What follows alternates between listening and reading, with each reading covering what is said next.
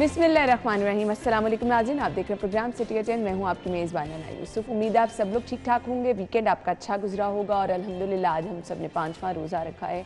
अल्लाह ताला का लाख लाख शुक्र है, मौसम भी अच्छा है और उम्मीद है, दुआ गो हैं कि इसी तरह से रोज़े बहुत अच्छे से गुजरे ताकि हम और आप जी जहाँ पर सभी लोगों को शौक़ होता है रमज़ान के रोज़े रखने का, वहाँ पर चलें। अल्लाह ताला की रहमत है, मौसम साथ देगा तो इंशाल्लाह रोज़े अच्छे गुजर जाएंगे। लेकिन रोज़े का असल पैगाम प्लीज़ समझने की कोशिश कीजिए, जानिए भी, ताकि असल मकसद अगर आप जान के रोज़ा रखेंगे तो उसका सवाब भी उतना ही आपको होगा। हम प्रोग्राम का बाकायदा आगाज़ करेंगे, खबरें भी शामिल करेंगे, जिनकी बर्थडे हैं उनको भी विश करेंगे और इसके साथ साथ जी आज हमने मेहमान भी अपने मदू किए हैं। सबसे पहले आगाज़ कर लेते हैं जी हमारी टॉप स्टोरीज़ क्या हैं। पहली खबर, पीटीआई का जलसा पीएचए को महंगा पड़ गया। ग्रेटर इकबाल पार्क में हर तरफ गंदगी, पौधे तबाह, लाखों का नुकसान।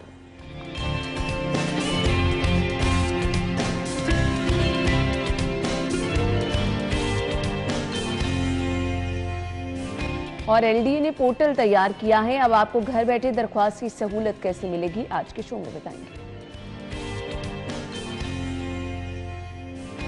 शहर के हाई लाइन लॉसेस वाले इलाकों में 2 घंटे बिजली की लोड शेडिंग, लेस्को के सिस्टम पर 200 मेगावाट का शॉर्टफॉल। और मुफ्त आटे की तकसीम, ट्रैकिंग पॉइंट पर बेहतरीन इंतजाम पर शहरियों का इजहार इत्मीनान, खवातीन के लिए बैठने के लिए लहदा से इंतजाम। लें जी खबरों की डिटेल्स की तरफ चलेंगे। हमारे सीनियर रिपोर्टर्स हमारे साथ मौजूद हैं, शाहिद सिप्रा साहब और अली साही साहब ने हमें ज्वाइन किया है। अस्सलाम वालेकुम। वालेकुम अस्सलाम। क्या हाल चले आप? बिल्कुल रोजे अच्छे गुजर रहे हैं? अल्हम्दुलिल्लाह, शुक्र अल्हम्दुलिल्लाह। सही। हालांकि फील्ड में जो लोग जाते हैं उनके लिए मैं हमेशा कहती हूँ कि ये एक सबसे मुश्किल तरीन मरहला होता है, लेकिन अल्हम्दुलिल्लाह मौसम आजकल अच्छा है। हम चलते हैं जी खबरों की तरफ। तो खबरें क्या हैं, ये तो होना ही था जी, सबको लोगों को पता है। इतने बड़ी तादाद में जब लोग इकट्ठे हों, एक संडे का दिन होता है जब विजिटर्स ज़्यादा जाते हैं, तो आप देखते हैं वो चाहे कोई भी पार्क है वहाँ पर उस तरह से हमें जो है वो हर तरफ गंदगी नज़र आती है। लेकिन यहाँ तो जी जलसा था। ग्रेटर इकबाल पार्क में हर तरफ गंदगी, पौधे तबाह और लाखों रुपए का नुकसान हुआ है। शाहिद सिप्रा साहब। बिस्मिल्लाहिर्रहमानिर्रहीम। देखें, डिस्ट्रिक्ट गवर्नमेंट ने इजाज़त तो दी थी, लेकिन फूल पौधे तोड़ने की इजाज़त उसमें शामिल नहीं थी। कुछ शराइत आयद की जाती हैं। और देखें, पाकिस्तान तहरीक इंसाफ का अभी कुछ 1-1.5 महीने अगर आप माजी में उनका देखें तो उनकी जो वायलेंस है, जो पुरतशद्दुद चीज़ तरीके से वो कर रहे हैं चीज़ें, ये सारा कुछ होना ही था। यूनिफॉर्म के साथ नफरत होना, यूनिफॉर्म को गालियाँ देना, उसके साथ सरकारी इमलाक को नुकसान पहुँचाना, गाड़ियों को आग तक लगा देना, इवन जो ऐसे पेट्रोल बम फेंके गए जिसकी वजह से जो आपके ऑफिसर्स हैं उनको भी जानी नुकसान हो सकता था। ये चीज़ें देखें, एक पार्टी, सियासी पार्टी जो अपने आप को जमहूरी रवायात का कहती है कि हम जमहूरी रवायात को लेकर चलते हैं, और फिर इस तरह के मामला जब सामने आएंगे तो फिर क्या हालात? जमहूरी रिवायात शायद नहीं, नए दौर की ये कौन से? नहीं, इस तरह थोड़ी होता है कि सोशल मीडिया पे बैठ कर, नहीं, नया पाकिस्तान अब पुराना हो गया, इस तरह थोड़ी होता है। रियासत है, स्टेट है। हाँ, सही बात है। वो तो चलो, वो तो शुक्र अदा करना चाहिए था, कहीं रुक गया, अदरवाइज तो वो नया पाकिस्तान बनते बनते पता नहीं कहाँ पे चला जाता। बात करने का मकसद ये है कि जब आप कहते हैं डिसिप्लिन्ड फोर्स है, नज़्म व ज़ब्त का मुजाहरा किया जाएगा, यहाँ पर और बहुत से पार्टीज़ हैं, मजहबी जो जमातें हैं उन्होंने भी यहाँ पे कुछ दिन पहले जमात इस्लामी ने भी यहाँ पे अपना किया है, उनका सेमिनार हुआ है। ये चंद हफ्ते पे कबल जो है जमीयत अहले हदीस का भी यहाँ पे एक इवेंट हुआ है। मुझे बताएं, वहाँ पे तो फूल पौधे और ये सरकारी इमलाक को नुकसान नहीं पहुँचा। पाकिस्तान तहरीक इंसाफ ही जलसा करे तो फिर क्यों नुकसान पहुँचा? उसकी क्या वजह है कि रियासत के साथ आप लोगों ने टकराना है। रियासत के साथ टकरा कर इस तरह के इकदाम इनके कारकुनों ने करना है कि रियासत को नुकसान पहुंचाया जाए, तो ये बड़ा अलमनाक मामला है। इस पर आपके जो चेयरमैन साहब हैं पीटीआई के, इमरान खान साहब, उनको अब आगे आने की ज़रूरत है, लेकिन वो नहीं आ रहे। उनको पिछले दिनों मैं आप ठहरे तो सही, मैं और बात कर रहा हूँ। बढ़कर उनको चाहिए कि कारकुनों को तहम्मुल का सबक दें, सब्र का मुजाहिरा करें। इस तरह नहीं होता। अच्छा, उनका वीडियो पैगाम तो आ जाता है कि हमने सब्र करना है, सही साहब की नज़र से भी गुजरा होगा कि हमने कानून को हाथ में नहीं लेना, लेकिन पसे पर्दा या आप जो सामने चीज़ें नज़र आ रही हैं वो यही है कि वो हमेशा कानून को हाथ में ले रहे हैं और इस तरह के मामला साहब हमने देखा है कि उन्होंने कानून को बिल्कुल हाथ में नहीं लिया, बल्कि कानून के ऊपर हाथ साफ किए हैं। किसी जगह पे पथराव किया गया है, किसी जगह पे पेट्रोल बम फेंके गए हैं, अभी तो असला भी बरामद हुआ है, वो कह रहे हैं उसको भी फरांसिक के लिए भिजवाया गया है। बात ये है कि खान साहब अपने पूरी जो उनके कारकुनान है, क़यादत है, उनको इस तरह तैयार कर रहे हैं ज़हनी तौर पे कि अगर कोई भी डिसीजन, कोई भी चीज़ अगर हमारे हक में आ रही है तो वो ठीक है। हाँ। अगर पीटीआई के अगेंस्ट जा रही है तो वो तो एंटी स्टेट हो गया, वो तो ऐसा चीज़ होनी नहीं चाहिए थी। तो इन चीज़ों से बाहर निकलना चाहिए। ये देखें, आपके रोज़ाना सैकड़ों हज़ारों लोग वहाँ पे जाते हैं, खूबसूरती है एक, वहाँ पे लोग दूर दराज के इलाकों से आते हैं। तो अगर आपने वहाँ जाके इस तरह गंदगी बिखेरनी है, आपके मान लेते हैं कि आपने रात को सरकारी इलाके, आपकी पब्लिक प्लेसेस हैं, अच्छा खासा अगर नुकसान होगा तो नुकसान किसके, आपके अपने मुल्क का नुकसान है। लेकिन साई साहब ये तो कोई सोच ही नहीं ना रहा। नहीं, ये तो ना, यही तो बात हो रही है कि ये सोच है ही नहीं। किसी सूरत में वो ये चीज़ बर्दाश्त ही नहीं करते कि उनके ऊपर कोई मुस्बत तनकीद भी की जाए तो वो कहते हैं कि ये तो बंदा जो है वो बिल्कुल गलत कर रहा है। आप देखें कि इलेक्शन के रिजल्ट हो जाए, किसी जगह पे इनको जलसे जुलूस के लिए कहा जाए कि यहाँ पे आईपीएल हो रहा है, वो हो रहा है, पीएसएल हो रहा है, उसके फाइनल हो रहे हैं, तो आप एक दिन आगे कर लें, तो वो कहते हैं ये तो बड़ी गलत बात हो गई है। जबकि आपने खुद इस तरह की प्रैक्टिसेस की हैं कि आपने डंडे के जोर पे, गोली के जोर पे लोगों को रोकने की कोशिश की है, कई कीमती जानें उसमें ज़ाया हुई हैं। तो तब आपको ये चीज़ें नज़र नहीं आती थी। अब अफसोस इस चीज़ का है कि एक तरफ तो चलें आप जलसे जुलूस करें, रैलियाँ निकालें, आपका ये जमहूरी हक भी है, लेकिन अमलाक को नुकसान ना पहुंचाएं। दूसरी तरफ मुझे अफसोस इस चीज़ का है, माह मुबारक चल रहा है, लोगों का मसला इस वक्त महंगाई है, लोगों का मसला इस वक्त मौजूदा मुल्की हालात हैं, लोगों का मसला इस वक्त मैशियत के गिरते हुए हालात है, कारोबारी लोग परेशान हैं, ईद की आमद है, ताजिर भी परेशान हैं और जिन लोगों ने ख़रीदारी करनी है वो लोग भी परेशान हैं। लेकिन हमें दोनों तरफ से क्या नज़र आ रहा है जी, सियासत की जा रही है। मरियम साहिबा क्या कह रही हैं, तोहफे चोरी करने वाला फिर चोर दरवाजे से आना चाहता है। पीटीआई की सियासत तकर्रुरी के गिर्द घूमती है, इमरान खान जुडिशल इस्टेब्लिशमेंट पर तकिया किए बैठे हैं। शाहिद सिप्रा साहब, अगर इसी तरह से हमें दोनों तरफ से ये तनकीद के नश्तर और बयानबाजियां आती रहीं, मुल्क कहाँ जा रहा है हमारा? कल आपने एक बयान सुना होगा विफाकी वजीर राना सनाउल्लाह खान का, वो इंतहा है वो। उसके बाद तो चीज़ें मेरे ख्याल में आप कहें कि हम मफाहमत की तरफ चले जाएंगे या सियासी पार्टीज इकट्ठे बैठ जाएंगी। अच्छा, फिर दूसरी तरफ फवाद चौधरी का भी बयान आया है कि हाफिज साहब जो हैं बड़े नेक आदमी हैं और बड़े मेहनती ऑफिसर हैं, तो उनके साथ अब देखें ना, एक तरफ पहले जारियत थी, वो अब और तरफ जा रहे हैं और दूसरी तरफ जारियत पैदा होना शुरू हो रही है। अगर यही ये अगर एक पेज पर बैठेंगे, और जो मुमकिन नहीं है, सवाल ही नहीं पैदा होता। आप 4-5 साल मुसलसल ये नारा लगाते रहें कि हमने चोरों के साथ नहीं बैठना, डाकुओं के साथ नहीं बैठना, मीर जाफिर और मीर सादिक जो हैं उन्होंने मुल्क को तबाह कर दिया है, तो फिर उसके बाद आप ये तवक्को कर रहे हो कि एक टेबल पर बैठ के डायलॉग्स के जरिए बात होगी, वो तो होनी नहीं है। बिल्कुल। बराह रास्त नुकसान किसको हो रहा है? आप जो नारा लगाते हैं ना कि जमहूर को नुकसान हो रहा है, तो ये बेसिकली जमहूर को ही नुकसान हो रहा है। इस वक्त आप महंगाई की सूरत हाल देख लें, पब्लिक के जो दीगर मामला हैं उनको देख लें, उनको खाने पीने की अशिया, माह मुकद्दस चल रहा है, इस दौरान जो आपकी अशिया ज़रूरिया की कीमतें हैं, आटा को तो छोड़ दें, आटा तो चलें विफाक भी कर रहा है, पंजाब गवर्नमेंट भी कर रहा है, लेकिन आप दूसरी तरफ आ जाएं, सब्जियों फलों पे आ जाएं, इनकी कीमतों की बात डिस्ट्रिक्ट गवर्नमेंट खामोश है। हर एक ही जगह पे 2 दुकानें, दोनों का मुख्तलिफ रेट है। तो ये चीज़ें जो हैं, ये गुड गवर्नेंस जो है उस वक्त आती है जब किसी जगह बैठे। यहाँ तो क्या है कि एक साहब को अबूरी जमानत मिलती है, वो साहब रैली की सूरत में जा रहे हैं, दूसरे साहब रैली की सूरत में वापस पहुंचते हैं तो एक साहब प्रेस कॉन्फ्रेंस करना शुरू हो जाते हैं। एक बयान आ जाता है जी डाकू है, दूसरे बयान कह देते हैं तोशा खाना और घड़ी चोर है। मुझे बताएं, आवाम का किसने सोचना है? वही तो मैं कह और ये हालात जो हैं, ये आने वाला कल जो है बड़ी मुश्किल होगा। और फिर इलेक्शन की बात होती है, मुझे बताएं इन हालात में आप इलेक्शन करवाएगा तो आवाम की नहीं होना इलेक्शन, मैं आपको बताता हूँ, नहीं आप उसको कर लें इलेक्शन। आप समझ रही हैं कि बड़े आसानी से ये इलेक्शन हो जाता है। इलेक्शन होना, प्रोसेस जो है इलेक्शन का, वो बड़ा मुश्किल हो जाएगा। आपने कारकुनों को जिस तरह चार्ज किया हुआ है, कारकुनों की जिस तरह आपने ब्रेन वॉशिंग की हुई है, और बिलखसूस यूनिफॉर्म के हवाले से, इसी यूनिफॉर्म ने आपका इलेक्शन करवाना है, तो आप तवक्को कर सकती हैं कि अच्छा इलेक्शन होगा या कोई ऐसी फिजा होगी कि आप इस तरह के मामला अग्रेसिव एटीट्यूड पहले कभी नहीं देखा गया जिस तरह अब हम देख रहे हैं। और जिस तरह अब दोनों पार्टियों की क़यादत जिस तरह की अपने कारकुनान को चाय कर रही है और जिस तरह के बयान, कोई जलसा करके कह रहा है कामयाब जलसा हो गया। मरियम औरंगजेब साहिबा कहती हैं नाकाम तरीन जलसा हुआ, लाहौरियों ने मुस्तरद कर दिया। खैर, यहाँ पर वजीर आजम साहब की जानिब से सदर को जवाब दिया गया है खत का। आपका खत पीटीआई की प्रेस रिलीज लगता है। मैं और वफाकी हुकूमत अपनी आइनी जिम्मेदारियों से आगाह हैं, आइन की मुकम्मल पासबानी के ओहदे पर कारबंद हैं। सो ये ओवरऑल मैं कहती हूँ इस बहती गंगा में हमें कोई भी जो है वो कम नजर नहीं आ रहा। नहीं देखें, सदर ममलिकत जो है वो पाकिस्तान तहरीक इंसाफ से उनका ताल्लुक तो जरूर है, लेकिन वो स्टेट के हैं, वो अवाम के हैं, वो सदर हैं। तो आप माजी में देखें जब गवर्नर की पोस्टिंग हो रही थी या गवर्नर का तकर्रर हो रहा था, तो उस वक्त जो प्रेसिडेंट साहब का जो मामला था वो पीटीआई की तरफ ही झुका हुआ सारा था। ऐसे और इस अभी भी वही है कि इन मामलात में अब इलेक्शन या इंतखाबात भी बात हो रही है, तो उन्होंने प्राइम मिनिस्टर को लेटर लिखा है। जब वज़ीर-ए-आज़म ने हल्फ लेना था तब भी ये जवाब बता रहा है कि जवाब आगे प्राइम मिनिस्टर ने जो जवाब दिया उससे क्या नजर आ रहा है कि पीटीआई की प्रेस रिलीज थी। प्रेस रिलीज तो वो होती है जो आपकी जमात जारी करती है मीडिया को और अपने हक में जारी करती है और अपना जहाँ मफाद होता है उस तरह की स्टोरी जो होती है।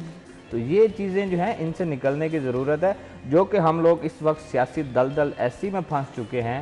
ये दोनों पार्टियां, ये तीसरी पार्टी जो है वो तो माफामत के बादशाह हैं, वो तो आएंगे और उनकी बात होगी, वो तो अभी थोड़ा पस पर्दा है, नहीं वो इस तरह अग्रेसिव नहीं। उनके देखे उनके बड़े बड़े नाम है, आज तक सुन लें किसी ने कोई बात की हो। इवन इनके आप टॉक शोज में इन दोनों सियासी पार्टियों के जो मौक़िफ़ सामने आते हैं उस पर उनसे उनका मौक़िफ़ ले लें तो वो उनका बड़ा न्यूट्रल उस पर मौक़िफ़ होता है। वो इस तरह की चीज़ नहीं है।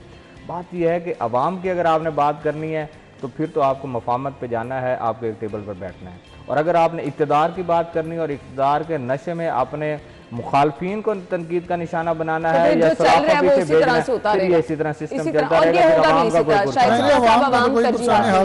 मैं खुद अपनी कल की कहानी बताता हूँ। कल मैं गलती से फ्रूट लेने से आ गया तो मुझे मिसेज ने कहा था जी कि अनार लेके आने हैं। मैंने 1 किलो अनार और 1 किलो अमरूद लिए 1500 की। अंदाजा करेंगे तो मैं शर्मिंदगी से उसको ये भी नहीं कह सकता था कि रहने दो। उसने फौरी तौर पर जो है वो 100 रुपए 80 रुपए फरोख्त होती थी, आज 250 और 350 रुपए। नहीं तो रमजान आ गया ना, हम मुसलमान हैं। मैं तो देख रहा था कि वो कोई इटली की शॉप थी, उस पर उन्होंने लगाया हुआ था कि रमजान में वो कंसेशन है फ्रूट्स पे भी, हर तमाम चीज़ों पे सोशल मीडिया पे वायरल हुआ। और यहाँ पे ये है कि हमने दाढ़ी भी बढ़ा दी है, मस्जिद का रुख ज़्यादा कर दिया है, नमाज हमने पूरी पढ़े हैं, तरावी पढ़े हैं, कुरान पाक की तिलावत भी कर रहे हैं, लेकिन रेट नाम माजरत के साथ नीयतें साफ हैं, बहुत हर तरफ फिर उस तरह के समरात हम देख भी रहे हैं। बाइकआउट की बात हो रही है, आवाम कहाँ बाइकआउट कर रही है? रोज बाइकआउट हम किस चीज से करें? अच्छा, मतलब आप कह रहे हैं आगे इतना लंबा रोजा रख के तो आप सैर अफ्तार में भी बाइकआउट करके बैठ जाए, कुछ मुझे बताएं क्या करेंगे? जिसकी कुव्वत खरीद में उसने खरीदना ही खरीदना है। बिल्कुल है। जो मतवसत और जो सफेद पोश आदमी है असल तो पिस रहा है वो। बिल्कुल। ये जो गरीब तबका है वो तो उनकी तो पहुंच ही नहीं है ना, वो वहाँ उनका तो उस तक रसाई नहीं है। तो आप जो मिडिल क्लास है आपका वो 80% है। आप उनको अगर मुश्किल में डालेंगे तो फिर इस तरह मुआशरे नहीं चलते और फिर जो आपके दीगर मामला जो है उस तरफ चली जाती है। दोनों पार्टियों मुझे बताएं, तमाम सियासी लोगों को पूछें कभी बाजार गए हैं, कभी शॉपिंग की है, आप सियासी को छोड़े। साहिबा मुझे बताएं डीसी साहिबा कब निकली है? ये आज 5वां रोजा है शायद। बिल्कुल। मुझे बताएं 5 रोजों में डीसी साहिबा ने कौन सा इतवार बाजार या कोई ऐसा बाजार जो लगा हो जहाँ पे उन्होंने विजिट किया हो? नहीं, कल किया था। आटा पॉइंट की चेकिंग नहीं, आटा पॉइंट को छोड़े, वहाँ तो सीएम साहब जा रहे हैं ना, तो सब ने जाना है।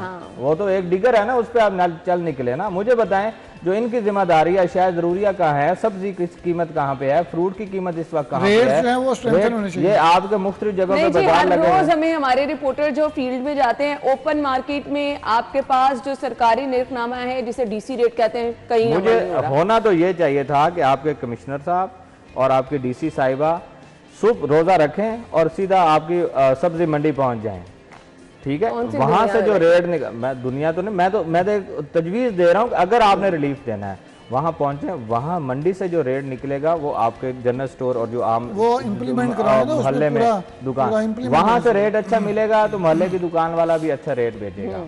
अदरवाइज आप वहां से कंट्रोल नहीं करेंगे तो फिर निचले लेवल पे आप 100 रुपए की वहां से चीज लाने वाला और यहाँ पे आप उसको स्लिप दे दें 80 रुपए में बेचे, नहीं बेचेगा। वहां से 80 वाला जो लेकर आएगा आप उसको कहेंगे कि 82 या 85 में बेच, वो बेच देगा, इतना प्रॉफिट चलो वो कर लेगा। लेकिन ये उस वक्त होगा जब आपके मजिस्ट्रेट्स, आपकी सरकारी मशीनरी, डिस्ट्रिक्ट गवर्नमेंट, ये सारा मुझे बताएं आप पता नहीं रखते भी हैं, नहीं ठंडे दफ्तरों में बैठते हैं। हम पंजाब गवर्नमेंट को तनकीद का निशाना बनाते हैं और बनाते रहे भी हैं। मुझे बताएं कि निचली सतह पे जो सरकारी मशीनरी है वो क्या कर रही है? असल में काम तो हम लोगों का है। गवर्नमेंट ने तो डायरेक्शन देनी है, गवर्नमेंट ने सब्सिडी देनी है, वो अपना काम कर रही है। अब इन लोगों ने फील्ड में जाना है, चेक एंड बैलेंस रखना है, लेकिन अनफॉर्चुनेटली हम जितना मर्जी यहाँ पे खप डालने कुछ नहीं होने वाला। एक रिवायत चलती आ रही है, आपको 1-2 दिन वो तस्वीरी नुमाइश के लिए, अखबारात के लिए और टीवी चैनल्स के लिए फोटो शूट मिलेगा और उसके बाद 2 दिन बाद दोबारा नहीं, कमिश्नर साहब 2 दफा बर्की चले गए, क्यों गए? एक दफा प्राइम मिनिस्टर साहब के साथ चले गए, दूसरी दफा क्योंकि हल्का है, शहबाज शरीफ साहब ने इलेक्शन वहां से लड़ना है, कल फिर वहां पहुंच गए। तो बाकी शहर है, कोई दुनिया नहीं बसती, बाकी कोई इलाका नहीं है, कोई बाजार नहीं है। इस तरह थोड़ी होता है कि आप सबको एक ही जगह पे रख के अगर सीएम जा रहे हैं मुख्तलिफ आटा पॉइंट्स पे, मुख्तलिफ हॉस्पिटल्स में, मुख्तलिफ शहरों में भी विजिट कर रहे हैं, तो ये आपके पास तो सिर्फ लाहौर है, आपके पास इतना बड़ा एक सारा इंफ्रास्ट्रक्चर है, आपके पास टाउन हॉल है, पता नहीं क्या क्या आपके पास। साहब आपको पता है यहाँ इंतजामिया ने ना कभी काम किया, आप ना एक कभी बाजार, करना मैं आपको ये बता रहा हूँ कि मैंने चूँकि 600 रुपये रेट देखा था अनार का, तो जब मैंने उससे पूछा तो उसने कहा 1200 रुपये का किलो है। तो ये देखें, एक दुकान पे 600 के बिक रहे हैं, एक दुकान पे 1200 अंदाजा करें ना। तो ये किसका काम है? ये रियासती जो मशीनरी है उसका काम है, यही नहीं लोगों का काम है। इनको खुद देखना चाहिए कि रमज़ान में कम अज़ कम लोगों को रिलीफ मिल जाए।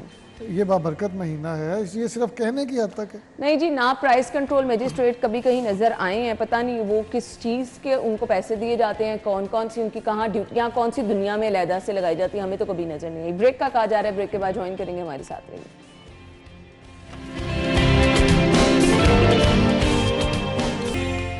Welcome back. आपको खुश आमदीद कहेंगे एक बार फिर से शो में। और एलडीए से कोई खैर की खबर आई गई है, आई डोंट नो अब लोगों को ये फैसिलिटेट कर भी पाएंगे या नहीं। 1 विंडो ऑपरेशन जो है वो किस हद तक आसान बनाया जाएगा। साइलिन की दरख्वास्तों के प्रोसेस को हमेशा सबसे ज़्यादा शिकायतें और सबसे ज़्यादा चक्कर लोग कहते हैं काटने पड़ते हैं एलडीए के, और लोग कहते हैं कि जी एड़ियाँ घिस जाती हैं, यहाँ पर काम होना बगैर माफिया के, बगैर पैसों के मुमकिन नहीं है। शायद सिप्रा साहब कितनी हो ही ना जाए। मैंने तो वही कहा है कि मैं तो खैर की खबर आ ही गई है, अगर वाकई ऐसा पॉसिबल है। मैं तो खुद शौक में चला, यानी नामुमकिनात में शामिल है। ये देखे टेक्नोलॉजी पे पूरी दुनिया जा रही है, लेकिन यहाँ से लोग फिर कहीं और डेपुटेशन पे चले जाएंगे अगर ये ऑटो पे चीज चल गई। yes, तो फिर ऑफिसर्स ने दफातर में बैठ के क्या करना है। बिल्कुल सही कहा आपने। आप पहले 1 विंडो ऑपरेशन था, वहाँ पे हालात क्या है कि कोई पूछने वाला नहीं है। वहाँ तो रिश्वत का बाजार गर्म है, वो उसके बगैर काम ही नहीं है। और फिर ख़ास तौर पे अगर किसी डिपार्टमेंट के साथ रेवेन्यू डिपार्टमेंट मिल गया तो फिर तो उसके बाद चीज़ें ख़त्म नहीं होगी ना, फिर रेवेन्यू के साथ ही मामला चलना, अदरवाइज कुछ नहीं चलना। बिल्कुल ऐसे तो ये बात है कि अगर गवर्नमेंट करना चाह रही है कि हम इनको ऑनलाइन करें, और लोगों के बहुत सारे मसाइल हैं। ऑनलाइन पोर्टल होने का मतलब क्या होता है कि आपके ऊपर तक शिकायत भी जाती हैं। नहीं, शिकायत चली भी जाए वो तो रिटर्न फॉर्म में इफेक्टिव शिकायत होती है। आप अगर एक कागज़ पे लिख के दे रहे हैं एप्लीकेशन और उस पर अगर कुछ हो रहा है तो वो ज़्यादा इफेक्टिव है। ये तो इसलिए ना कि घर बैठे अगर किसको कोई इन्फॉर्मेशन चाहिए, वो कुछ लेना चाह रहा है तो वो हो जाएगा, तो ये मुमकिन नहीं। मैं आपको फर्स्ट ऑफ ऑल एक बात बताऊं, एक तो लोगों को तसल्ली भी नहीं होती घर बैठ के, क्योंकि इतने सेंसिटिव मामला है। नहीं, तसल्ली उस वक्त होगी जब आप जवाब देंगे। मैं कुछ अप्लाई करूं आगे मुझे कोई आगे उसका जवाब आएगा तो फिर जवाब भी नहीं कोई उस पर इम्प्लीमेंट हो। वही ना मैं कह रहा हूं। सैकड़ों दरखास्तें जो साबका गवर्नमेंट थी, उन्होंने जो वज़ीर-ए-आज़म शिकायत सेल बनाया था, हज़ारों की तादाद में रोज़ाना दरख्वास्तें आती थी। और मैं खुद जिन दफातर में जाता हूँ वहाँ पे वो अफसरान खुद ही बैठ के उसका खुद ही जवाब बनाते थे, खुद ही मेल कर देते थे, ये इसका हल निकाल दिया, ये कर दिया, ये कर दिया। जो सिप्रा साहब कह रहे हैं, इन राइटिंग जो भी एप्लीकेशन आती हैं उस पर अगर बंदा जो दफ्तर जाता है वहाँ पे उसको अफसरान सुनते हैं, दूसरी पार्टी वहाँ पे आती है, उसको सुना जाता है, तो उसके बाद जो रिज़ल्ट आता है वो बेहतर होता है। बजाय इस बात के ऑनलाइन जो दरख्वास्तें हैं उस पर तो फिर आप रहम व करम पे हैं एलडीए के अफसरान के या किसी भी अदारे जिसके ख़िलाफ़ आपने एप्लीकेशन दी है। तो यहाँ पे होता ये है कि मैं एक दिन जो आईजी साहब के साहबका पीएसओ थे उनके पास बैठा था, तो मैं उनको कह रहा था कि हमारे दफ्तर के एक बड़े सीनियर कोलीग हैं, उनके बेटे के साथ डकैती की वारदात हो गई। तो जो तफ्तीशी था उसने एक कहानी गढ़ी हुई थी कि ये इसके साथ ये डकैती नहीं हुई, ये वैसे ही कर रहे हैं। तो मैंने उनको कहा कि एसपी साहब को कहीं खुद सुन लें। तो जो ही कोई 10 मिनट बाद उन्होंने फ़ोन किया और मुझे कॉल आ गई। उन्होंने कहा यार वहाँ पे ये बात हुई है कि वो आपका बंदा गिल्टी है, मेरी तफ्तीशी से बात हुई है। मैंने कहा यही तो मसला है कि तफ्तीशी उससे मिलता ही नहीं, ना उसकी बात सुन रहा है। तो ये कहानी आपने उसने आपको बता दी है। यही तो मामला चलता है यहाँ पे कि जो बात सीना गजर चलती है वो आला अफसरान तक पहुँचती है और उसी पर वो कहते हैं कि अवाम गलत है, मेरा जो काम करने वाला बंदा है वो ठीक है।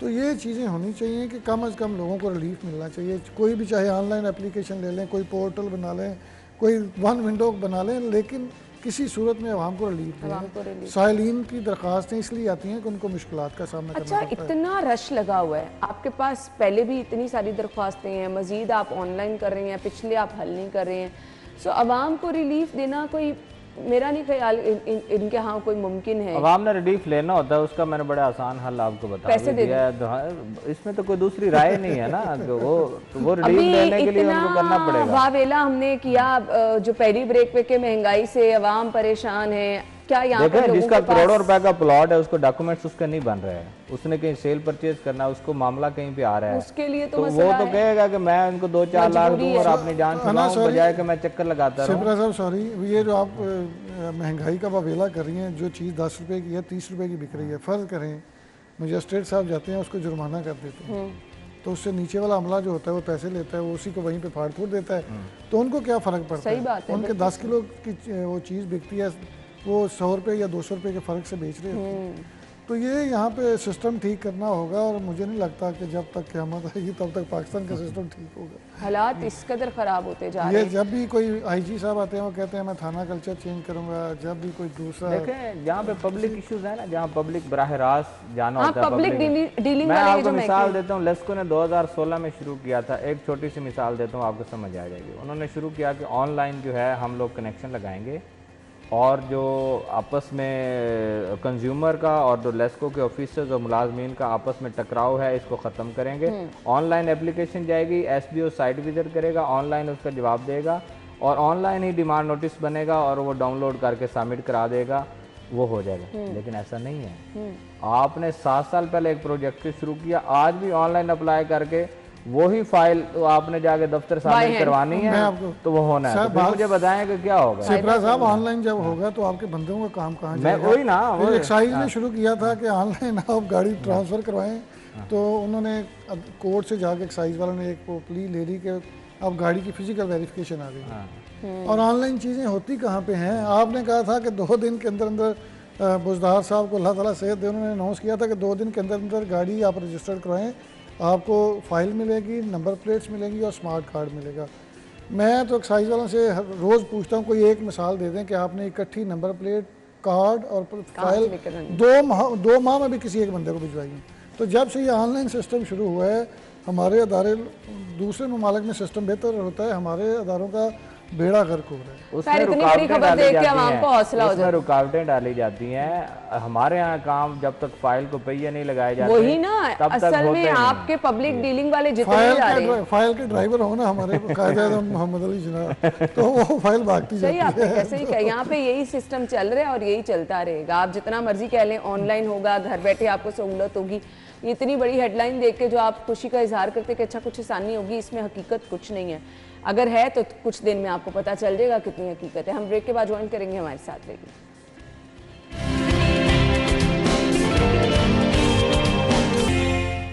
Welcome back once again. जब आपको समझ कुछ नहीं आ रही होती कि आपने करना क्या है, तो फिर उल्टे सीधे फैसले लिए जाते हैं, अवाम पे ही बोझ डाला जाता है, अवाम का ही मतलब। अब खबर ये है कि जी शहर के हाई लाइन लॉसेस वाले इलाकों में 2 घंटे की लोड शेडिंग होगी। पहले तो शायद सिपरा साहब ये हाई लाइन लॉसेस क्या मंतक है ये समझा दें, और उन्हीं इलाकों में क्यों 2 घंटे की लोड शेडिंग होगी, बाकी इलाकों में क्यों नहीं होगी? देखिए सिपरा साहब, आपकी खबर में एक लाइन में पढ़ रहा हूँ, सिर्फ बिजली चोरी वाले इलाकों में लोड शेडिंग की जा रही है। इसका मतलब है कि इनको पता है कि बिजली चोरी कहाँ हो रही है, तो फिर इसको रोका क्यों नहीं जा रहा? और अगर लाहौर जैसे इलाके में कोई ऐसे नो गो एरियाज हैं ज़मान पार्क के अलावा, इसका मतलब वहाँ भी छोटे छोटे इमरान खान हैं नो गो। मैं आपको बताता हूँ, मोमिनपुरा का इलाका है, वहाँ इंडस्ट्री में बड़ी चोरी होती है। इस तरह बागबानपुरा दरोगे वाला का इलाका है, वहाँ बड़ी चोरी होती है। आज जब आपको पॉइंट बताएं, चलिए सब्जाजार के इलाके में चोरी कर रहे हैं, शायद सिपरा साहब किसी को नहीं पता, सब्जाजार तो होना रहती है, वहाँ तक हाथ पहुँचना मुश्किल है। ये पहले रहती है, वो मैं दूसरी साइड पे बात कर रहा हूँ, आप इधर ना जाएं, ये डोलनवाल रहती है। अच्छा मैं आपको बताता हूँ, बेसिकली ये डिसीजन जो है मैं हमेशा इसकी मुखालफत की है, और मैंने कई दफ़ा इनके मिनिस्टर हजरात से बात भी की है और प्रेस कॉन्फ्रेंसेस में क्वेश्चन भी किया है कि अगर आपका 1000 कंज्यूमर है, फॉर एग्जांपल हम एक फीडर पे, अगर उस फीडर के आपके लाइन लॉसेस बढ़ रहे हैं, इसका क्या मतलब है कि 1000 में से 200-400 बंदा चोरी कर रहा होगा, जो 700-800 बंदा उसका बिल दे रहा है, उनको किस चीज़ की सजा दी जा रही है? बेसिकली गवर्नमेंट का और लेस्को का ये फेलियर है कि आप बिजली चोरों को पकड़ने के बजाय आपने एक बिजली की बचत करने के लिए ये एक बड़ा वतीरा बना लिया कि हम 3 कैटेगरीज की बुनियाद पर बिजली की लोड शेडिंग करेंगे, 20% तक जो लाइन लॉसेज होंगे उनको छोड़ देंगे, 30% तक जो है वहाँ लोड शेडिंग होगी और 40% तक जो लॉसेज हैं वहाँ ज़्यादा लोड शेडिंग होगी। तो ये आपकी दूसरी और तीसरी कैटेगरी में इस वक्त लोड शेडिंग हो रही है। और आने वाले कल में जब लोड बढ़ेगा, हो सकता है 20% पे भी 2 घंटे आएँ और आएंगे। मई, जून, जुलाई में ये आपके शहर में ये रमज़ान निकलने दे, उसके बाद लोड शेडिंग शुरू हो जाएगी। 2 घंटे करें, 3 घंटे करें, लेकिन इन्होंने लोड शेडिंग करनी ही करनी है और वो होगी। आप बात करने का मकसद ये है कि बिजली चोरों के खिलाफ जितने मर्जी ऑपरेशन कर लें, और ये जो साल आ रहा है सबसे ज़्यादा बिजली चोरी होगी आपकी। उसकी क्या वजह? उसकी वजह क्या है कि आपका जो टैरिफ चला गया है, आपके जो रेट्स चले गए हैं, और जो आम कंज्यूमर होती कैसे है, मुझे सिर्फ ये बता दो। बड़े तरीके हैं। नहीं, आपके अपने लोगों की मिली भगत। अब मैं बैठ के बताऊंगा तो जिनको नहीं पता उनको भी पता चल जाएगा। लेकिन बहुत सारे तरीके हैं कि आप बिजली चोरी करना। सबसे पहला जो तरीका मैं आपको बता देता हूँ कि जिसने आपकी रीडिंग लेने आना आप उसको पकड़ लें। बड़ा आसान सा तरीका है। वो आपको 5-10 हज़ार की खातिर आपको लाख रुपए की बिजली चोरी करवा देगा, उसको कोई परवाह नहीं है उसकी। वो उसका नाम मीटर रीडर है। ये बड़ा आसान तरीका है। उसके बाद आगे उसको करना किस तरह है, वो आपको पेंडिंग यूनिट्स रखवाए, वो थ्रू सॉफ्टवेयर उसकी रिवर्सिंग करे, वो थ्रू शंट लगा दे, आपके सारे फेजेस को डायरेक्ट करा दे, वो थ्रू डायरेक्ट सप्लाई आपको बिजली चोरी करवा दे, वो चाहे आपके मीटर में होल करवा के उसकी रिवर्सिंग करवा दे। बहुत सारे तरीके, चाहे आपका फेज डेड करवा दे इंटेंशनली और आप सारा लोड उस पर डाल दे और आपका मीटर जो है स्लो हो जाएगा। इतने सारे तरीके हैं कि आप सोच भी नहीं सकते। और आप तो उसमें जिद्दत आ गई है कि आपकी कंपनीज के जो मीटर हैं उनका सॉफ्टवेयर चोरी हुए हैं, हैक हुए हैं। आप लैपटॉप लगाते हैं और मीटर को रिवर्स कर देते हैं, पता भी नहीं चलता।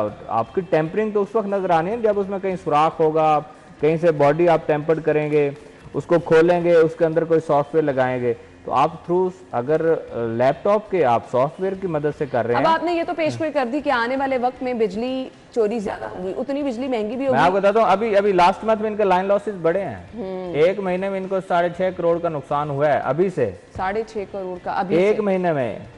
और वो भी मैं कागजी बता रहा हूँ जो इन्होंने कागज मैनेज किया है। ग्राउंड रियलिटीज कुछ और है, कुछ और होती है। बिल्कुल। तो ये जो उन्होंने कागज बनाया, जो दस्तावेजात बनाई है, ये मैं सिर्फ उसकी बात कर रहा हूँ। बस आवाम के लिए मुश्किल आती है साईं साहब। फिर हम लोग जाएं किधर, ना बाजार जा सकते हैं, ना सब्जी ले सकते हैं, ना फ्रूट ले सकते हैं, वक्त कम ना रह गया, बस आवाम के लिए परेशानी और कुछ नहीं। Thank you so much Nazim. Break और हेडलाइंस के बाद आएंगे वापस।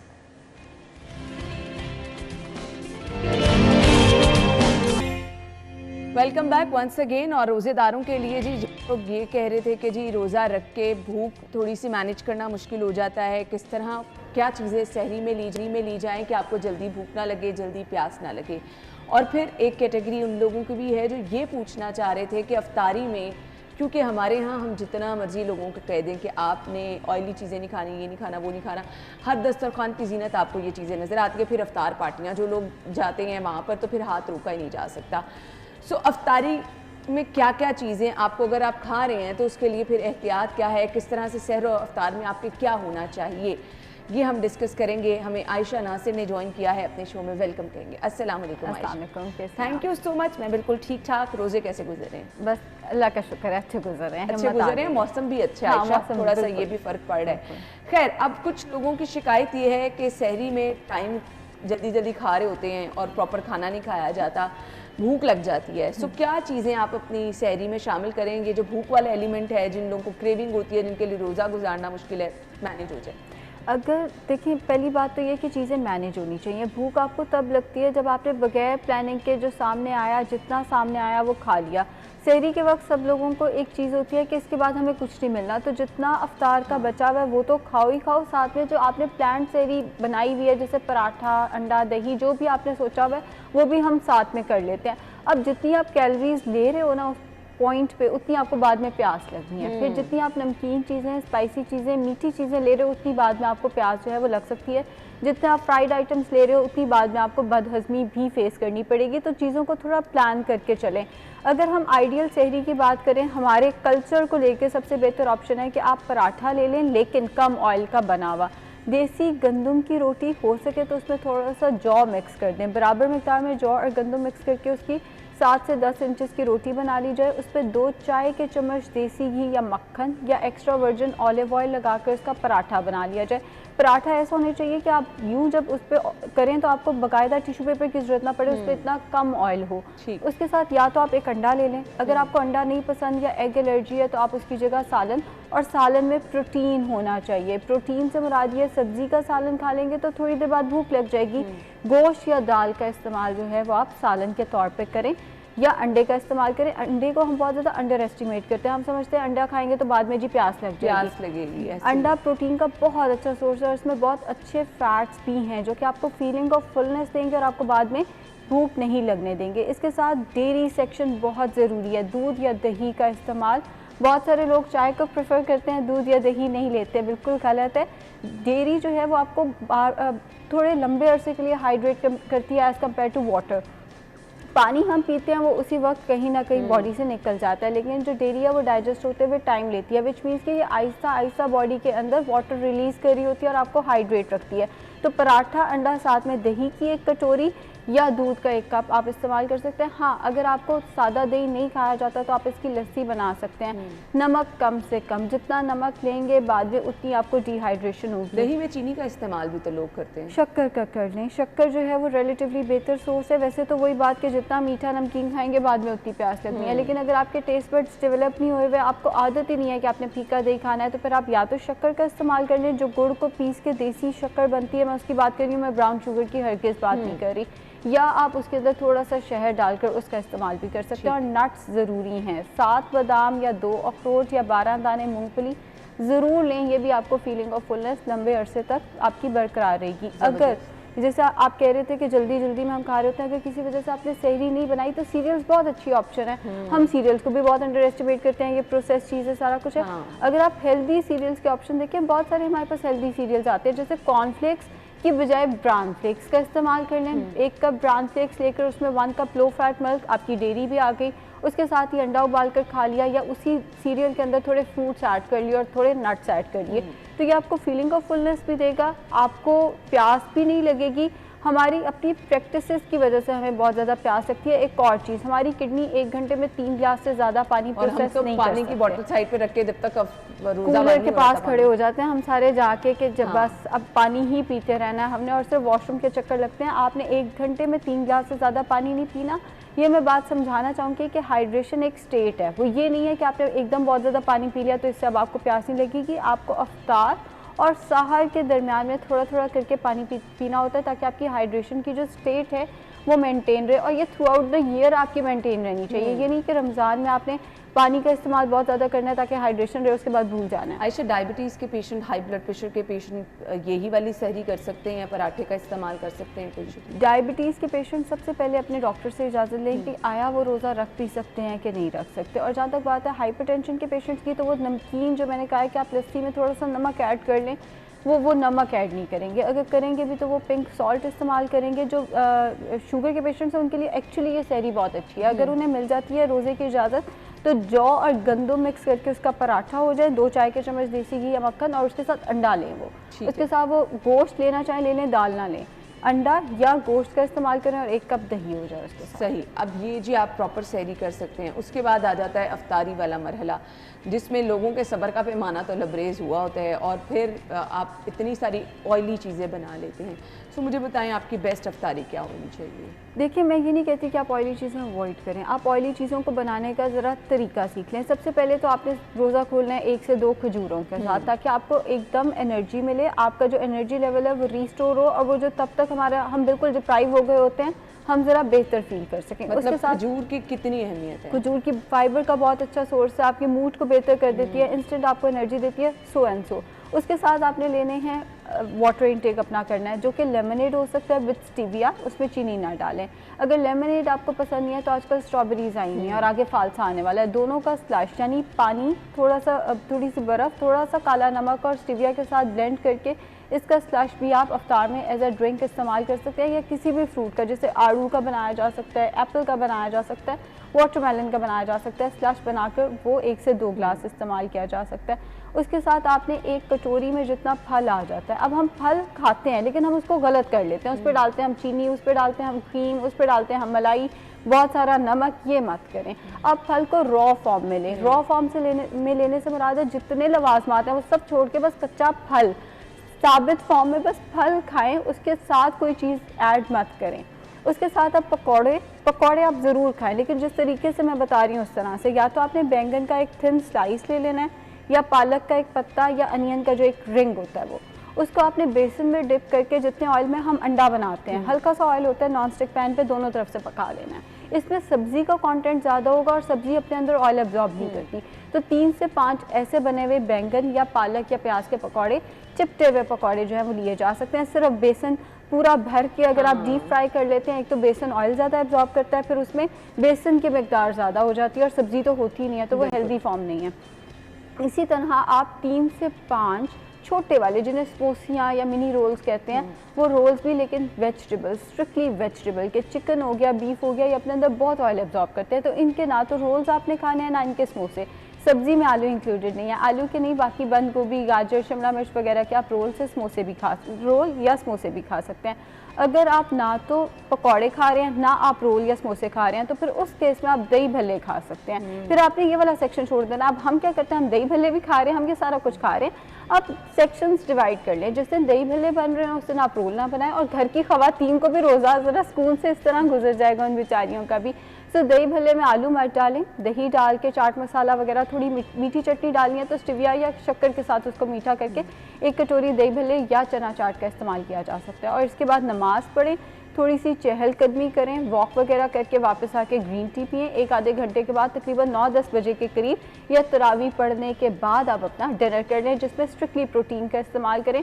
या रोटी ले रही भी है तो आधी रोटी और गोश्त ज़्यादा। सही, ये आपकी जो है वो अफ्तारी होनी चाहिए। अच्छा जी, ड्रिंक्स में लोग इस्तेमाल करते हैं, दूध का इस्तेमाल कर लिया, शेक्स आजकल हैं उनका इस्तेमाल कर लिया। मुझे ये प्रैक्टिस बताएं, अगर आपने दूध का इस्तेमाल करना है या शेक का इस्तेमाल करना है, आप अफ्तारी में कर सकते हैं? बिल्कुल कर सकते हैं। अगर आप डायबिटिक पेशेंट नहीं है तो आप शेक्स का इस्तेमाल कर सकते हैं। ये जो हम तरह तरह के शरबत बनाकर पीते हैं, इसकी निस्बत शेक्स तो बहुत अच्छी ऑप्शन है। लेकिन फिर वही बात, ये नहीं कि आपने मिल्क शेक भी पी लिया, आपने साथ पकौड़े भी खा लिए। अगर आप मिल्क शेक के 1 से 2 ग्लास पी रहे हैं तो उसके साथ आप कोई चिकन के 1 आधा पीस ले लिया है, दैट्स इट। बिकॉज दूध बहुत कैलोरीज रखता है अपने अंदर। ये नहीं कि आपने मिल्क शेक के 2, अब 1 ग्लास से तो नहीं मिल्क शेक का कुछ बनता, ज़ाहिर है जिसने भी अफ्तार में पीना वो 2 ग्लास तो कम से कम इस मौसम की मुनासबत से पिएगा। तो 2 ग्लास मिल्क शेक ले लिया और उसके साथ चिकन का थोड़ा सा पीस आपने फ्राइड आइटम के तौर पे या अफ्तार आइटम के तौर पे ले लिया, और उसके बाद जैसे मैंने बताया थोड़ी वॉक वगैरह की और वापस आके अपना डिनर कर लिया। कर सकते हैं इस्तेमाल, शेक्स के इस्तेमाल में कोई मसला नहीं अगर आप डायबिटिक नहीं है तो। सही, इसके लिए ज़रूरी ये है कि आपको अपनी डायबिटीज़ का बहुत ज़्यादा ख्याल रखना है, क्योंकि इससे फिर काम जो है वो बिगड़ सकता है। आयशा, मुझे ये बता दीजिएगा, कुछ लोग कहते हैं कि रोज़ा अफ्तार होने के लिए सामान इतना सारा पड़ा है, अफ्तारी खाया कुछ नहीं जाता, उसकी क्या रीज़न है कि एकदम से आपको लगता है अच्छा आपने दूध पी लिया है, शेक पी लिया या शरबत पी लिया तो बिल्कुल आप फुल हो गए हैं, किसी चीज़ को हाथ लगाने को दिल नहीं करता? हमारे स्टमक की भी एक कैपेसिटी होती है, जितना हम उस टाइम पे पानी पी लेते हैं यूजुअली उसकी वजह से। और फिर जब ह्यूमन नेचर है, आपके सामने बहुत कुछ पड़ा है ना, तो या तो आपका दिल बिल्कुल ही भर जाता है या फिर आप सब कुछ पे टूट पड़ते हैं। अब जो कनात पसंद लोग हैं मेरे ख्याल में उनका दिल जो है वो ज़रा जल्दी भर जाता है। बट यूजुअली जो इसकी वजह है वो यही होती है कि हम पानी इतना ज़्यादा पी लेते हैं कि उसके बाद हमें कुछ खाने की हिम्मत नहीं हो रही होती, जो कि ठीक है। आप बेशक उस टाइम पे ना खाएं, लेकिन ये नहीं कि फिर वो पकौड़े फ्रिज में रख दिया पूरी रात वो पकौड़े ही चल रहे हैं, उस चीज़ को फिर आपने अवॉइड करना है। वैसे अगर आप पानी ज़्यादा पी लेते हैं तो थोड़ी देर के बाद आप हल्का फुल्का जैसे दही भल्ले या चना चाट, नमाज के बाद हल्का फुल्का चना चाट या दही भल्ले खा लें, उसके बाद एसिडिटी जिन लोगों को है उनको क्या करना है? कुछ लोग कहते हैं थोड़ा सा भी खाना खाएं तो जलन होना शुरू हो जाती है, सो उन लोगों को क्या करना है? एक तो ये कि वो सहरी में पराठे का इस्तेमाल नहीं करेंगे, वो खाएंगे सूखी रोटी। उसके बाद वो चाय नहीं लेंगे, वो उसकी जगह लेंगे पेपरमिंट टी। पेपरमिंट टी से मुराद ये है 1 चुटकी सौंफ, 2 छोटी हरे रंग की इलायची और 5 पुदीने के पत्ते उबाल कर ये कहवा आपने सहरी के बिल्कुल बाद पीना है। और सहरी में दही होना ज़रूरी है, दूध की बजाय दही को प्रेफर करें।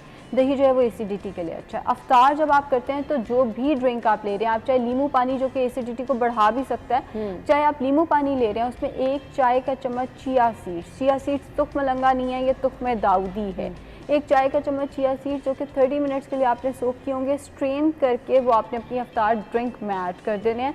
जितनी फ्राइड आइटम्स हैं उनको हो सके तो एसिडिटी के पेशेंट्स अवॉइड करें, या आपने लेने भी हैं ये पकौड़े, रोल्स, समोसे वगैरह, तो उसके साथ आधा कप दही ज़रूरी है ताकि ताकि एसिडिटी का मसला जो है वो बेहतर हो सके। पुदीने वाला रायता लेना है आपने, कोई बहुत मिर्च मसालों वाला रायता आपने इस्तेमाल नहीं करना। और सौंफ, इलायची, पुदीने का कहवा आपने अफ्तार के फ़ौरन बाद भी इस्तेमाल आयशा, अगर ये जो आपने सहरी और अफ्तार का पूरा मेन्यू बताया, अगर ये फॉलो करेंगे तो ऐसा कि नहीं कि वेट, जो लोग वेट कॉन्शियस हैं उनका वेट ज़्यादा हो जाएगा, या उनको थोड़ा सा हाथ हौला ही रखना है? जो लोग वेट कॉन्शियस हैं वो सिर्फ शेक्स को बीच में से छोड़ दें, बाकी यही चीज़ें अगर वो इस्तेमाल करेंगे। हाँ, अगर आप वेट कॉन्शियस हैं तो आप तरावी के बाद रात का खाना ना लेकर जाएं, क्योंकि मुझे ये लगता है कि हमारा कल्चर ये है कि हम पूरी रात जागते रहते हैं। चाहे आप जाग रहे हैं, चाहे आप सो रहे हैं, आपने 8 बजे से पहले अपना डिनर कर लेना है। और उस केस में रात को रोटी चावल ना खाएं, आप जस्ट बारबेक्यू, टिक्का, कोई गोश्त की बनी हुई चीज़ खा लें। उससे पहले आपने दही भल्ले या चना चाट खाए हुए या पकौड़े समोसे तो आपने खाए ही हुए हैं, जिसमें आपके कार्बोहाइड्रेट्स आ गए। आयशा, आप हमेशा बड़ा प्रेफर करती हैं इंटरमीडिएट डाइट पे चले जाएं, दूसरी डाइट अपनाने से कोई भी बेहतर है, ये बहुत अच्छी है। अल्लाह ताला की तरफ से ये हमें फास्टिंग वाला टाइम मिल गया है, सो इसको हम यूटिलाइज़ कर सकते हैं। इंटरमीडिएट फास्टिंग बिल्कुल आप इस दौरान में कर सकते हैं, बल्कि ये नेचुरली हमारे कहीं ना कहीं 14 आवर्स की फास्टिंग हो रही है आजकल। तो ये भी इंटरमीडिएट फास्टिंग की एक विंडो है जिसको हम 14-10 कहते हैं। बहुत सारे शहरों में ये विंडो जो है वो कंप्लीट हो रही है। आप इसको अगर यहीं से शुरू करते हैं तो आप आहिस्ता आहिस्ता इसके यूज टू हो जाएंगे। आम रूटीन में आपको इंटरमीडिएट पे जाना फिर मुश्किल नहीं लगेगा। इंटरमीडिएट के प्रूवन हेल्थ बेनिफिट्स हैं, ये डायबिटीज़ के अगेंस्ट और बहुत सारी बीमारियों के अगेंस्ट बहुत अच्छी है। अच्छा जी, इसके लिए आपको अपनी रूटीन वही रखनी है, सहर और अफ्तार में जो आपने सहर और अफ्तार की रूटीन वही रहेगी, लेकिन अगर आप बाद में इंटरमीडिएट कंटिन्यू करना चाहते हैं तो आप लेट नाइट या जो आपकी ईटिंग विंडो जिसको हम कहेंगे, जिसमें आप खा सकते हैं, वो 14 घंटे जिसमें आप खा रहे हैं उसमें फ्रूट्स का या डेयरी का इस्तेमाल जो है वो कर सकते हैं। या अगर आप इसको बाद वाली लाइफ में लेकर जाना चाहते हैं, बाद वाली रूटीन में लेकर जाना चाहते हैं, तो पकौड़े समोसों की बजाय बेहतर है कि आप फ्रूट्स का इस्तेमाल या डेयरी सेक्शन वो आपके लिए ज़्यादा फ़ायदेमंद होगा। मैसेज क्या देना चाहेंगे देखने वालों को? रमज़ान का एहतमाम ज़रूर करें, लेकिन इतना एहतमाम ना हो कि आपके घर की ख़वातीन आपसे तंग आ जाएं या वो कहें कि हमारा तो रमज़ान बहुत मुश्किल हो जाता है। एक्चुअली मैंने ये पोस्ट देखी है कि खातून ने कहा कि जब रमज़ान आता है तो मुझे एंग्जाइटी शुरू होती है बिकॉज मुझे इतना काम करना पड़ता है। तो घर वालों को रिलैक्स रखें और रमज़ान को इबादत के साथ एसोसिएट करें, रादर देन कि हमने इसमें बहुत ज़्यादा खाना पीना है। Thank you so much Ayesha, बहुत बहुत शुक्रिया आपके कीमती वक्त के लिए। नाज़रीन, इसी के साथ ही हमें ब्रेक की तरफ जाना है और जो पूरी रूटीन आपने हमसे कहा था कि शेयर कर दें कि सहरी में क्या होना चाहिए, इफ्तारी में, मेरे ख्याल से आपकी मुश्किल आसान होगी, लेकिन काइंडली इसको फॉलो भी ज़रूर कीजिएगा। वंस अगेन आयशा, बहुत बहुत शुक्रिया। नाज़रीन, ब्रेक के बाद आते हैं।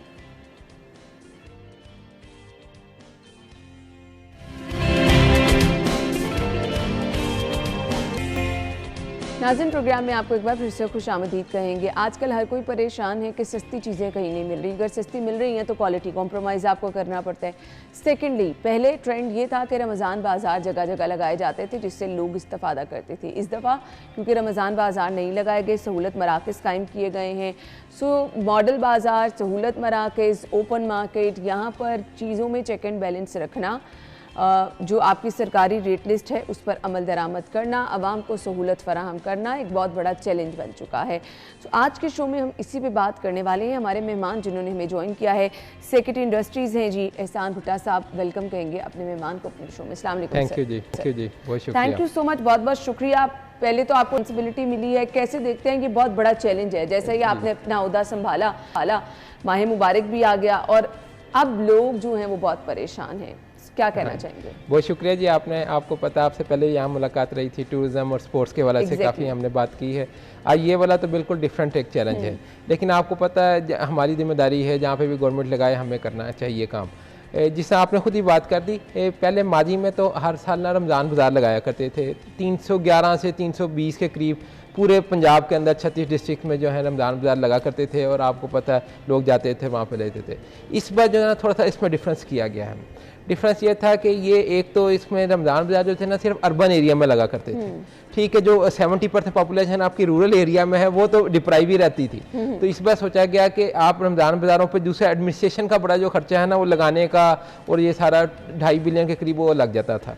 तो ये दो वजूहत की वजह से सोचा गया क्यों ना टारगेटेड सब्सिडी की जाए।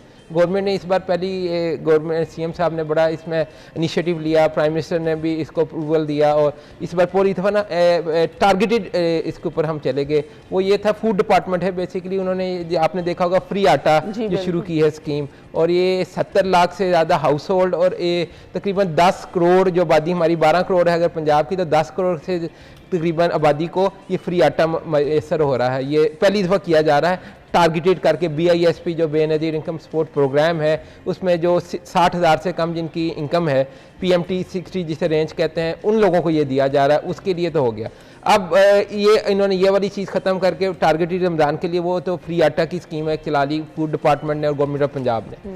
जहाँ तक ये रमज़ान बाज़ार का तल्लक है, ये हमारी एक कंपनी है, इसका नाम है मॉडल बाज़ार कंपनी पंजाब की। ये पिछले 3 सालों से चल रही है और ये तकरीबन पूरे 36 डिस्ट्रिक्टों में से 25 के अंदर इनके मॉडल बाज़ार बने हुए हैं और बाकी 11 में अभी बन रहे हैं। अभी कुछ जगह पे ज़मीनें हम ले रहे हैं ताकि कोशिश करेंगे तमाम डिस्ट्रिक्टों में हम अगले साल तक कर लें। अच्छा, अब ये जो है ना मॉडल बाज़ार जो है ना, ये कंपनी के मोड में है। ये नहीं है कि गवर्नमेंट कोई सब्सिडी नहीं देती, ठीक है, जिस समय बाकी रमज़ान बाज़ार में तो गवर्नमेंट सब्सिडी देती थी तो ये लगा करते थे। तो ये मॉडल बाज़ार जो 25 डिस्ट्रिक्ट में 36 लगे हुए हैं, लाहौर के अंदर 10 हैं और फैसलाबाद में 2 हैं, बाकी जो 23 डिस्ट्रिक्ट हैं उसमें 1-1 है।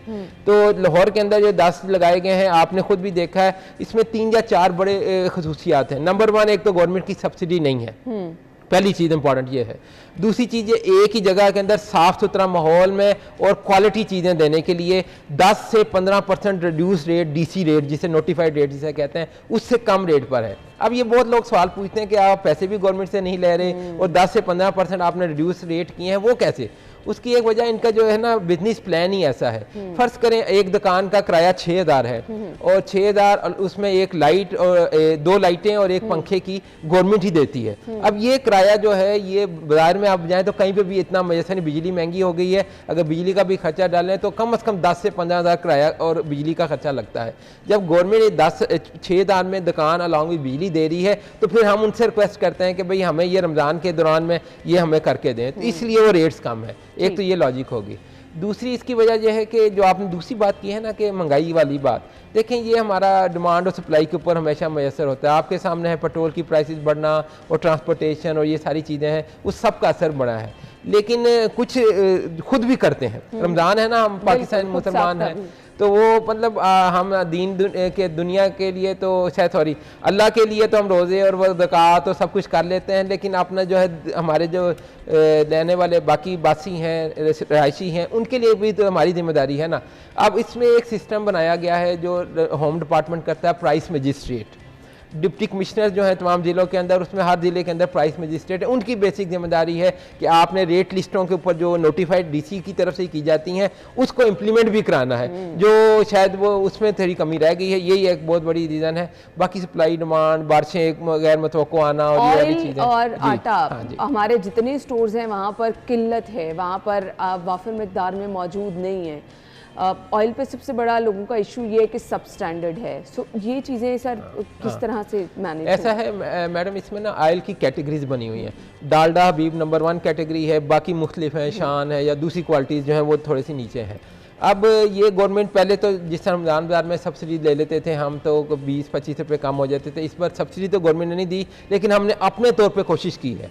वो ऐसे है कि पाकिस्तान बनास्पति मिल्स एसोसिएशन जो इनकी सारी मिलों को करती है, उनको मीटिंग के लिए बुलाया। हमने कहा कि रमज़ान का मुबारक महीना है, अवाम के ऊपर महंगाई का भी असर है, तो अगर आप हमसे हेल्प करें तो लोगों को हम दे देंगे। तो वो एग्री किया है। तमाम मॉडल बाज़ार जो 36 हैं पूरे ज़िले पंजाब के अंदर, इसके अलावा जो डिप्टी कमिश्नर जो भी दुकान कहेगा उसमें वो तैयार हो गए 20 से 25 रुपये कम करने का। फ़र्ज़ करें एक घी की कीमत 560 रुपये किलो है, वो 534 रुपये हमारे बाजारों में मिल रहा है। सिमिलरली ऑयल अगर 580 है तो वो 545 दे रहे हैं, तो 35 से 40 रुपये उन्होंने खुद वॉलंटरी कम किया है। और ये हमने ना सिर्फ मॉडल बाज़ारों में बल्कि जो डिप्टी कमिश्नर ने कई स्टॉल जो दुकानें हैं वहाँ पे भी नोटिफाई की हैं। ये सिर्फ एक घी की बात नहीं है। आटा तो मैंने आपको बता दिया, फ्री आटा, वो BISP वाले के जो रेंज में गवर्नमेंट ने एक बड़ी अच्छी स्कीम चलाई है। कल प्राइम मिनिस्टर आपने देखा है, चीफ सेक्रेटरी हमारे CM है, सुबह शाम निकले होते हैं कि यार लोगों को कोई मसाइल ना हो। शुरू में नया काम था ना, 10 करोड़ लोगों को देना एक बहुत बड़ा चैलेंज है, पंजाब इतना बड़ा है। तो वो हमारे डिप्टी कमिश्नर दो कमिश्नर ने बड़ी मेहनत की है। शुरू में मसाइल ज़रूर आए हैं, वो जो है आपकी एप्लीकेशन नहीं चल रही, नेट का कोई इशू आ गया, या कई लोग बहुत ज़्यादा ऐसे आगे मुफ्त आटा साहब समझा उन्होंने कि सारों को वैसे ही मिल रहा है, लेकिन वो BISP के डाटे में रजिस्टर होना जरूरी था।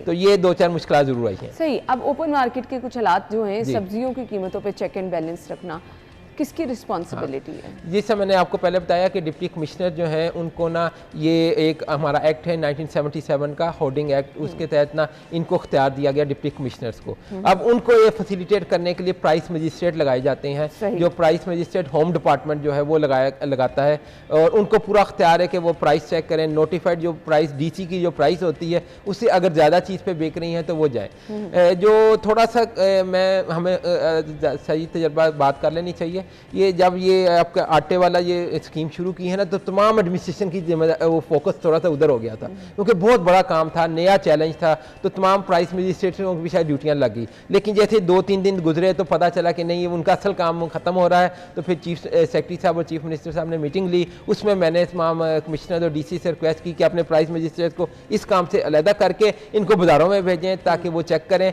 और ताकि रेट्स को कंट्रोल किया जा सके। ठीक है, और इसके साथ साथ क्वालिटी बड़ा मैटर करती है, वो हम चाहे सब्जियों की बात करें, सेकेंडली फल तो कोई भी नहीं खरीद सकता, तो इस तरफ भी आपने इसी तरह से कहा है कि ड्यूटीज़ लगनी चाहिए। और ऐसे ही है मैडम साहब, ये जो है ना, जितनी एग्रीकल्चर डिपार्टमेंट है ना, पहले एग्रीकल्चर फेयर प्राइस लगाया करता था रमज़ान बाज़ारों में, क्योंकि इस पर सब्सिडी नहीं दी जा रही, तो अब वो मार्केट मैकेनिज्म पे ही चल रहा है। अब उसकी चेक एंड बैलेंस कौन करेगा? वो ये प्राइस मजिस्ट्रेट करेंगे। जो डिप्टी कमिश्नर ने तगड़ा हाथ रख लिया, प्राइस मजिस्ट्रेट नज़र आए, दफ्तर में ना बैठे, उन्होंने काम किया, उन्होंने कंट्रोल कर लिया है, बाकियों को भी करना चाहिए। बिल्कुल आपने सही कहा। इसके अलावा मुझे बता दें कि माह रमज़ान में तो ये सब प्रैक्टिस चल रही है, अदर देन रिस्पॉन्सिबिलिटीज़ क्या हैं लोगों को फैसिलिटेट करने के लिए? आप लोग किस तरह से मुतहरिक रहेंगे? ऐसे ही है, ये जो है ना हमारे मॉडल बाज़ार जो मैंने आपको 36 बताए हैं 25 डिस्ट्रिक्ट में, ये पूरा साल चलते हैं। ठीक है। अच्छा, इसमें ये सिर्फ हमने रमज़ान के लिए नहीं लगाया, रमज़ान में हमने घी और जो है ना चीनी 95 रुपीज़, वो भी हमने मिल एसोसिएशन से नेगोशिएशन करके उनसे वॉलंटरी तौर पर 10 रुपये से 15 रुपये कम करवाए हैं। ये 2 तो रमज़ान के पैकेज हैं, या फ्री आटा जो आप समझ रहे हैं गवर्नमेंट ने एक दिया है। बाकी आपकी तमाम जो सब्जियां हैं, फल हैं, किराना है, ये हमारे पहले स्टॉल, इन्हें कहते हैं सहूलत स्टॉल, ये मॉडल बाज़ार में लगे रहते हैं। इसके अलावा जो है ना, हमने इसमें 2-3 इंपॉर्टेंट चीज़ें की हैं कि रमज़ान के अलावा वो है एक एप्लीकेशन की है, चीता ऐप जो है ना, हमने कहा आप कोई भी, आप भी अगर मंगाना चाहें, इनका नंबर दिया है एप्लीकेशन पे, आप जो चीज़ मंगाना चाहें वो हर चीज़ 10 से 15% कम पर है, मार्केट रेट पे, अच्छी क्वालिटी की। ये याद रखिएगा, ये बहुत इंपॉर्टेंट से रखा था हमने कि क्वालिटी बेहतर हो। आप सिर्फ वो घर बैठे अपने मोबाइल से उसको ऑर्डर कर दें, वो चीता ऐप से 150 रुपया लेगा, सर्विस चार्जेस आपके घर पहुंचा देगा। चलें, ये तो आप लोगों को फैसिलिटेट किया जा रहा है। इसी तरह आप मॉडल बाजारों में भी जाएंगे, आपको क्वालिटी इंश्योरेंस दी जा रही है, और इसके अलावा सस्ता आटा स्कीम जो है ये भी गवर्नमेंट की है, इससे भी आप लोग फ़ायदा उठा सकते हैं। Thank you so much sir, बहुत बहुत शुक्रिया एंड गुड लक। नाज़रीन, हमने आपको ज्वाइन करना है ब्रेक के बाद।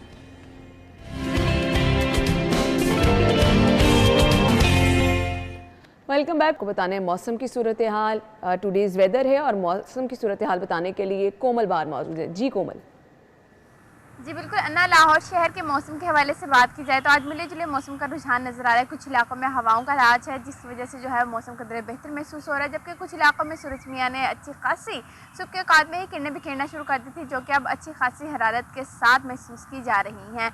टेम्परेचर के हवाले से बात की जाए तो इस वक्त दर्जा हरारत भी 22 डिग्री सेंटीग्रेड रिकॉर्ड किया जा रहा है, और धूप निकलने की वजह से जो है वो इलाके जिनमें धूप ने काफ़ी ज़्यादा गर्मी बरसाना शुरू कर दी, उन इलाकों में हमारे पौधे भी आज मुरझाए हुए से महसूस नज़र आ रहे हैं। और इसी तरह जो हमारे इंसान हैं, इंसान भी थोड़े से जो हैं वो हम देख सकते हैं कि निढाल से महसूस हो रहे हैं। तो जब सूरज निकलता है तो ऑब्वियस सी बात है सूरज ने अपनी कुछ ना, ठीक है। थैंक यू सो मच कोमल, आपने हमें मौसम के बारे में बताया। नाज़रीन, अपना ख्याल रखिएगा, कल मुलाकात होगी। अल्लाह हाफ़िज़।